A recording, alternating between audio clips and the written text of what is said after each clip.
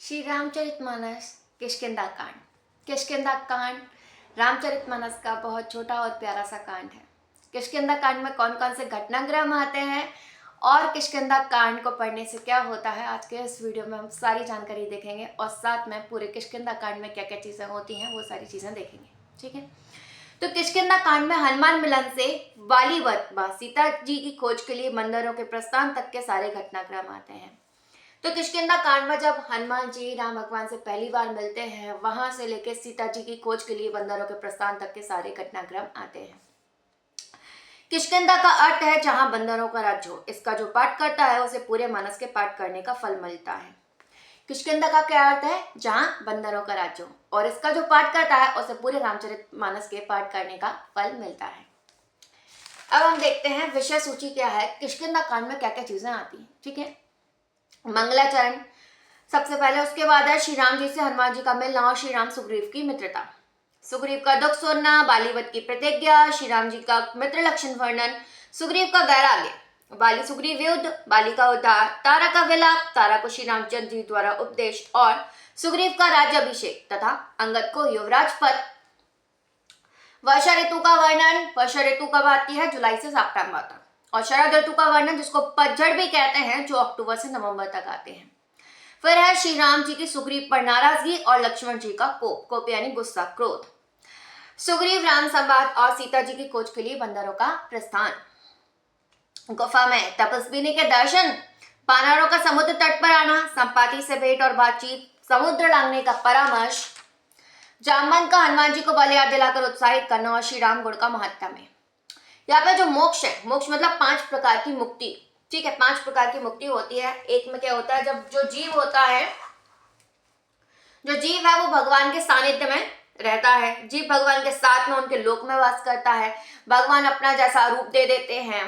ठीक है, और भगवान के पास रहकर जो भगवान से वो जो आप इच्छाएं करते हो वो सारी चीजें इच्छाएं पूरी होती हैं, या आपकी जो आत्मा है वो भगवान में एक हो जाती है, जैसे मीराबाई की, तो मुक्ति प्रोवाइड हो जाती है। ठीक है, जो सब चीजें छोड़ देते हैं।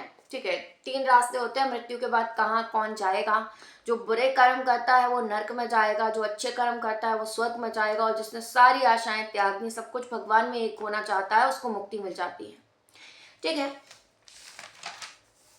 अब हम देखते हैं कि क्या क्या चीजें दे रखी हैं। तो हमने सबसे पहले देखा मंगलाचरण है। उसके बाद देखिए किष्किंधा कांड में क्या होता है, जब हनुमान जी पहली बार मिलते हैं राम भगवान से, तो कैसे मिलते हैं, तो जब लक्ष्मण जी और राम भगवान आगे आगे जा रहे थे सीता जी को खोजते हुए, ठीक है, खोजते हुए जा रहे थे, तो सुग्रीव देखते हैं कि कोई आया है। ठीक है, सुग्रीव को लगता है कि मेरा जो भाई है बाली, उसने भेजा है किसी को मुझे मारने के लिए। तो वो हनुमान जी से कहते हैं कि जाओ पता करके आओ, देखो ये कौन है, ये वेश बदल के जाना, और अगर ये बाली के भेजे हुए हैं, मेरे भाई के भेजे हुए हैं, तो मैं तुरंत ही इस पर्वत को खाली कर भाग जाऊं। ठीक है, तो वो कहता है कि मैं तुरंत ही भाग जाऊंगा यहाँ से, मुझे इशारे से समझाकर कह देना। वो जाते हैं, हनुमान जी जाते हैं और पूछते हैं बताओ कि आप कौन हैं, क्या ब्रह्मा विष्णु महेश में से कोई हैं, कौन है आप, मतलब कठोर भूमि पर कोमल चरणों से चलने वाले आप कौन हैं, आपके सुंदर रंग हैं, आप वन में कैसे फिर रहे हैं, वनों में इतनी तेज धूप है, आप कैसे सहन कर रहे हैं, रात में ठंड है कैसे सहन कर रहे हैं, आप किस कारण यहाँ पर विचर रहे हैं। तो राम भगवान कहते हैं हमारे राम और लक्ष्मण नाम है, हम पिता की आज्ञा मानकर यहाँ आए हैं, सीता जी की खोज कर रहे हैं, सीता जी को यहाँ राक्षसों ने चुरा लिया। फिर इसके बाद हनुमान जी कहते हैं कि मेरा मित्र है सुग्रीव, उससे मित्रता कीजिए, आप उनसे मित्रता कीजिए और वो आपको सीता जी की खोज कराएंगे, यहाँ तहाँ सब जगह वानरों को भेजेंगे।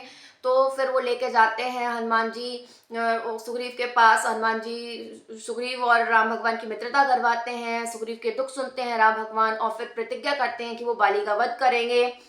फिर तारा जो है, बाली की जो स्त्री है, वो रोती है, विलाप करती है, तो राम भगवान उसको समझाते हैं, उसकी सारी माया हर लेते हैं, कहते हैं पंच भौतिक शरीर से मिलकर हमारा ये शरीर बना है, इस अधम शरीर के लिए तुम क्यों विलाप कर रही हो, ये शरीर तो तुम्हारे प्रत्यक्ष सामने सोया हुआ है। वो सारी चीजें बताते हैं। फिर इसके बाद है जब बाली का वध हो जाता है, तो जो सुग्रीव है उसका राज्याभिषेक किया जाता है, और जो युवराज पद दिया जाता है, उसका जो बाली होता है, उसका जो बेटा होता है अंगद, उसको उसको युवराज पद दिया जाता है और बाली का राजाभिषेक किया जाता है, उसको राजा बनाया जाता है। और वर्षा ऋतु का वर्णन, शरद ऋतु का वर्णन आता है। फिर इसके बाद जो सुग्रीव था उसने वादा किया था राम भगवान से कि वो सीता जी की खोज करवाएगा। जब वो राज स्त्री सब कुछ पा जाता है, सब कुछ भूल जाता है, भोग विलास में विलीन हो जाता है और राम भगवान का कार्य करना भूल जाता है, तो राम भगवान को बहुत गुस्सा आता है और कहते हैं हनुमान जी से, जिस बाण से मैंने बाली को मारा था उसी बाण से मैं सुग्रीव को मारूंगा। इस बात पे बहुत गुस्सा आता है लक्ष्मण जी को भी और वो गुस्से में भर आते हैं। तो राम भगवान कहते हैं बाली को मारना नहीं है, केवल भय दिखाना है। उसी टाइम पे हनुमान जी सुग्रीव को बता रहे होते हैं, साम दाम दंड भेद सारी नीतियां समझाते हैं और कहते हैं कि अपन भूल रहे हैं, आप भूल रहे हो, आपको सीता जी का काम करवाना है। तो सुग्रीव को याद आता है कि उनको काम करवाना है, तो वो कहते हैं कि सब जगह खबर पहुंचवाओ और बंदरों को बुलवाओ, अगर जो नहीं आएगा तो वो मेरे हाथों मारा जाएगा।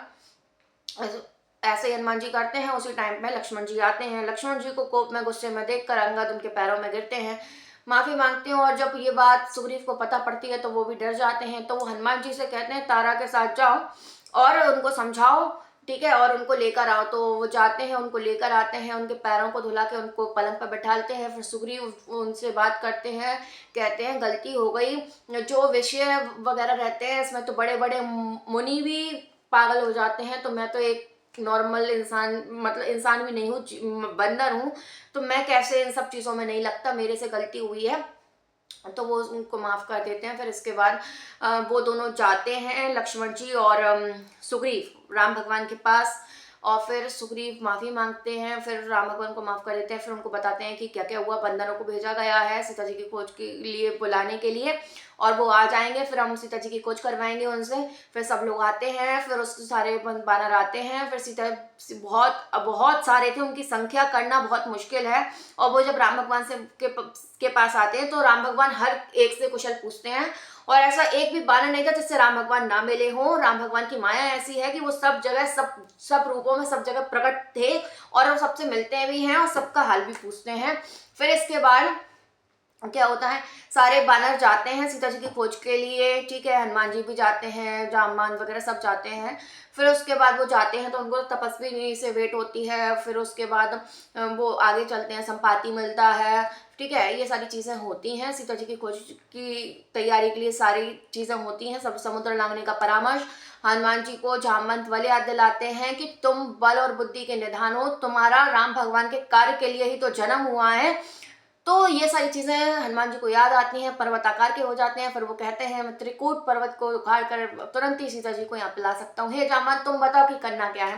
तो जामवंत कहता है कुछ नहीं करना, सीता जी की खबर पता करके आओ, वो कैसी है क्या है, और हमें आके खबर दो। बाकी बानरों को तो सिर्फ एक खेल के लिए ही राम भगवान साथ में लेके जाएंगे, राम भगवान को ही करना है वो कार्य, तो केवल तुम तो पता लगा के आ जाओ, उनको बोल के आ जाओ कि राम भगवान आएंगे, उनको आश्वासन दिलाओ जिससे कि वो आराम से रुकी रहें। बस ये सारी चीजें होती है। ये किष्किंधा कांड है, बहुत प्यारा कांड है। राधे राधे।